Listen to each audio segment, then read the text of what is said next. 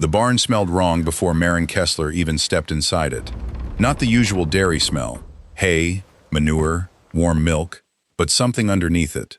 Neglect, damp wood that hadn't been sealed in years, a silage pit that had gone slightly sour from poor coverage.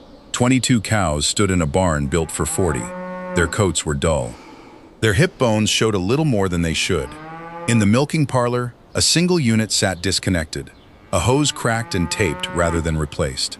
The seller's agent, a weathered man named Colin, who'd handled more failed farm sales than he probably wanted to admit, stood beside her, with his hands in his jacket pockets. 3 families have looked at this place in the last 2 years, he said. Every one of them walked the numbers and walked away. Production's been dropping for 4 straight seasons. Feed bills are eating whatever milk check comes in. I'd be doing you a disservice if I didn't tell you that. Maren didn't answer right away. She was looking at the pasture beyond the barn, overgrown in some sections, bare and compacted in others, the unmistakable signature of a herd that had been grazed the same way, the same paddocks, for years without rotation. How much are they losing a month? She asked. Colin exhaled. Enough that the bank stopped extending patience. She bought the farm 6 weeks later. 22 cows, 91 acres, a barn that needed work, and a balance sheet that made her accountant ask her, twice, if she was certain. 1 year later, that same small herd, not 40 cows, not 60, the same 22, would be turning a real, sustainable profit. The question everyone in the valley eventually asked wasn't whether she'd survive. It was how a farm that couldn't make money with 22 cows suddenly could, without ever buying a single additional animal. If you believe farms don't need to get bigger to get better, subscribe to this channel. We tell the real stories behind rural resilience. Let us know in the comments where you're watching from. Maren Kessler was 36, and until 3 years earlier, she hadn't spent a single day of her adult life on a dairy farm. She'd grown up around horses, not cattle, and spent a decade managing operations for a mid-sized agricultural supply company, a job that had taught her more about spreadsheets, inventory, and margins than about animals themselves. What drew her to the failing dairy wasn't nostalgia or a childhood dream. It was the numbers underneath the numbers. Everyone who'd walked away from that farm had looked at the same losing balance sheet and seen a dying operation. Maren looked at it and saw something else. A farm whose costs didn't match its production in ways that seemed correctable if someone was willing to take it apart piece by piece. She wasn't naive about what she didn't know. She'd never milked a cow by hand, never treated mastitis, never made a breeding decision. What she had was a habit that would matter more than any of that. She noticed details other people skipped past. A hose held together with tape wasn't just a hose to her. It was a symptom of 100 small deferred decisions that had, together, been quietly bleeding the farm dry. The previous owner hadn't been lazy or careless in any dramatic sense. He'd simply fallen behind, the way small operations often do, one deferred decision compounding into the next.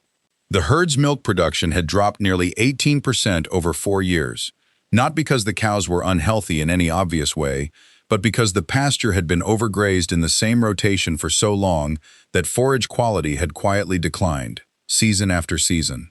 Lower quality pasture meant the herd needed more purchased grain to maintain output, and purchased feed wasn't cheap. Feed costs had crept up to nearly 60% of the farm's monthly expenses, a number Maren would later learn was almost double what a well-run operation of similar size should be spending. The milking equipment, meanwhile, was original to the barn's last major renovation almost 15 years earlier. It wasn't broken exactly, but it was inefficient, and 2 of the 8 units had developed problems that slowed the entire milking routine by nearly 40 minutes each session. 40 minutes of labor, twice a day, spent compensating for equipment that should have been serviced years earlier. And then there was the selling arrangement. The previous owner had been shipping raw milk to a regional co-op at a flat commodity rate, with no premium for quality, because the farm's somatic cell counts, a key measure of milk quality, had drifted high enough to disqualify it from better pricing tiers. Declining pasture, rising feed costs, inefficient equipment, a weak milk price. None of these problems existed in isolation. They fed each other, quietly, until the farm's margin had all but disappeared.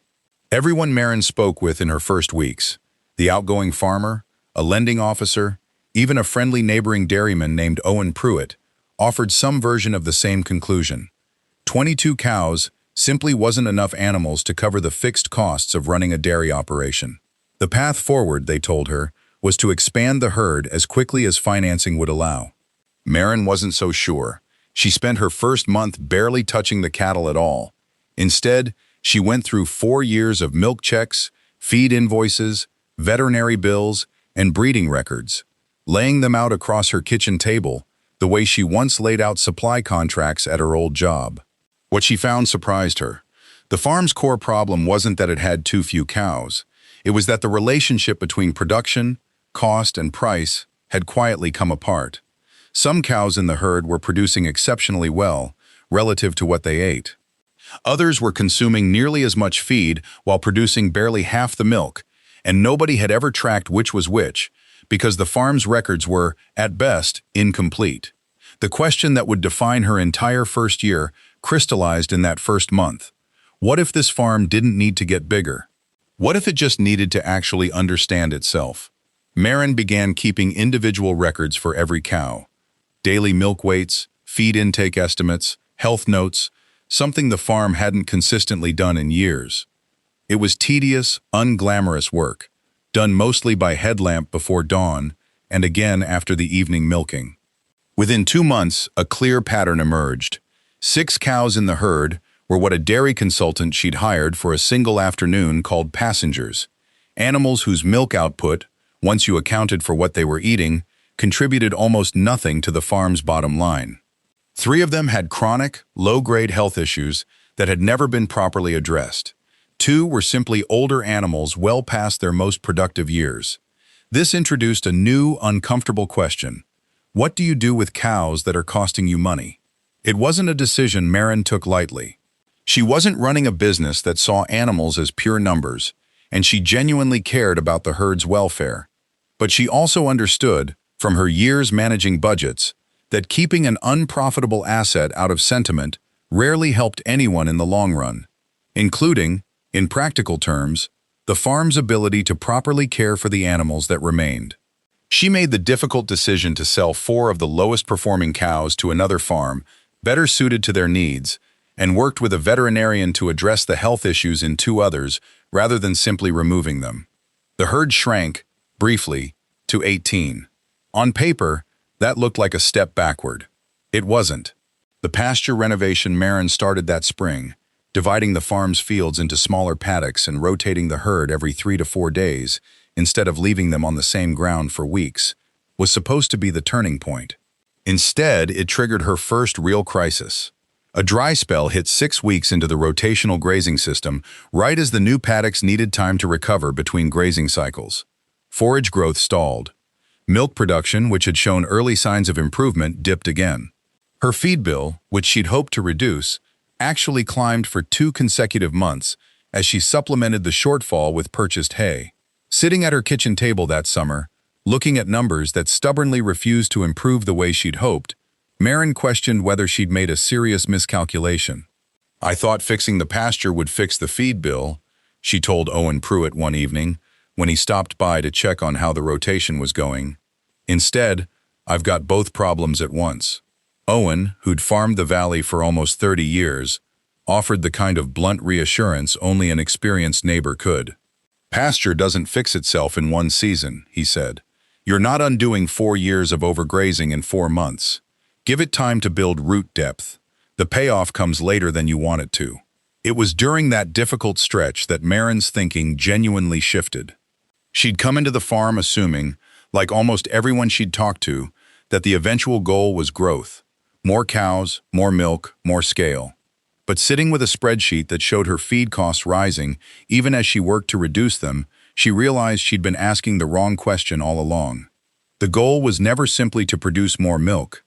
The goal was to make every part of the operation, pasture, feed, herd health, equipment, and the price she received, work together instead of against each other. A bigger herd, she now understood, wouldn't have solved anything. It would have multiplied the same broken relationships between cost and production onto a larger scale. 18 efficient, healthy cows on well-managed pasture could out-earn 22 struggling ones on depleted ground. From that point forward, she stopped measuring the farm's progress by herd size and started measuring it by margin, the actual difference between what came in and what went out, animal by animal, month by month. Over the following months, Maren made a series of smaller, deliberate changes, each one modest on its own. She had the 2 malfunctioning milking units repaired rather than replacing the entire system, a decision that cost a few $100s instead of tens of thousands, and cut her twice-daily milking time back down to a reasonable length. She worked with her veterinarian on a basic herd health protocol, regular checks, earlier intervention on minor issues, that reduced the kind of chronic, quietly expensive problems that had gone unaddressed for years. She also tackled the farm's milk quality directly. Improved udder hygiene routines and more consistent equipment maintenance brought her somatic cell count down steadily over several months, eventually qualifying the farm for a quality premium from her co-op. Not a dramatic increase, but a meaningful one, applied to every liter she shipped. None of these changes individually would have saved the farm. Together, they began to. By early autumn, the pasture rotation was finally showing real results. Thicker forage, less need for purchased feed, a herd that looked visibly healthier than it had a year earlier. Milk production per cow was climbing steadily for the first time in years, but when Maren sat down to calculate her actual margin that season, she found something that unsettled her nearly as much as the earlier setback had. Revenue was up, production was up, and yet her overall profit had barely moved. It took her the better part of a week, going back through her records, to understand why. The improvements had come with real costs of their own. The pasture fencing, the equipment repairs, the veterinary work, and while each expense had been justified individually, together they'd quietly eaten into the very gains they were supposed to produce. It was, she realized, the same lesson the farm's previous struggles had been trying to teach all along, just from the opposite direction. More milk did not automatically mean more profit. A farm could look busier, healthier, and more productive while still barely breaking even, if nobody was tracking what each improvement actually cost against what it actually returned. The real breakthrough, when it came, wasn't a single decision. It was the moment everything she'd built over the previous 8 months finally started reinforcing itself instead of competing for the same limited dollars. The pasture, now properly rested between rotations, needed noticeably less supplemental feed heading into winter. The herd, down to a lean and genuinely healthy 18 cows, required fewer veterinary interventions than it had in years. The repaired equipment ran efficiently, cutting labor costs. The milk, now consistently qualifying for the quality premium, brought in more per liter than the same herd had earned the year before, without producing a single extra liter. Each piece, on its own, had seemed modest. A slightly lower feed bill, a slightly better milk price, a slightly healthier herd requiring slightly less intervention. But laid one on top of the other, across an entire year, those modest changes had rebuilt the farm's economics from the ground up. At the start, the farm had been losing money every month, with feed consuming nearly 60% of revenue and a milk price sitting at the flat commodity rate. 1 year later, with the same 18-cow core herd, feed costs had dropped to a far more sustainable share of revenue thanks to better pasture and the removal of the herd's least efficient animals. Milk quality premiums added a modest but real bump to every check. Equipment ran reliably instead of eating into labor hours. For the first time in at least 4 years, the farm's monthly numbers showed a real, if modest, operating margin. Not a fortune, but enough to cover expenses, rebuild a small cash reserve, and reinvest carefully in the farm's future. Owen Pruitt was the first to say something out loud, stopping by one afternoon that winter, to drop off a part Maren had asked to borrow. "Herd looks different than it did last spring," he said, watching the cows move calmly through the milking routine. "Can tell just by how they're standing." Her milk buyer's field representative made a similar observation a few months later, remarking, almost in passing, that her quality numbers had become some of the most consistent in his route. Even Colin, the agent who'd sold her the farm and gently warned her against it, called that winter to ask, with genuine curiosity rather than skepticism, how she'd turned the numbers around without expanding the herd. Maren didn't have a dramatic answer for him, just an honest one. "I stopped trying to make it bigger," she said. "I just finally figured out what it actually cost to run." A year to the week after she'd first walked into that barn with Colin, Maren sat at the same kitchen table where she'd once spread 4 years of someone else's failing records across the surface. This time, the papers in front of her were her own. The herd was still small, 18 cows, not 40, not 60. The barn was the same barn. The pasture beyond the window was the same 91 acres. But the farm underneath all of it had changed completely, because she finally understood how every part of it connected to every other part. The bottom line, for the first time in years, was positive. Walking out to the barn that same evening, Maren paused where she'd stood with Colin exactly a year earlier. The cows moved calmly toward the parlor, coats glossy, none of the dull, underweight look that had first greeted her. The silage was covered properly. The equipment ran without a single taped-together hose. Nothing about the physical property had dramatically changed. It was the same land, the same buildings, the same small herd. What had changed was her understanding of it. Maren's farm never became large. It was never going to compete, in scale, with the 600 cow operations 2 counties over, and she'd stopped believing, somewhere in that difficult first year, that it needed to. What she learned, the thing she still tells other struggling small farmers who call her, sometimes for advice, is that a failing farm isn't always saved by getting bigger. Sometimes it's saved by finally understanding what it actually costs to run each part of it, and making sure every piece is pulling in the same direction instead of quietly working against the others. Revenue isn't profit. Production isn't the same as efficiency. And sometimes, the most valuable thing a struggling farm can do isn't add more animals. It's finally learned to see, clearly, what the ones it already has are truly worth. This is the Rural Files. Every farm has a story worth telling, and sometimes the smallest herd teaches the biggest lesson.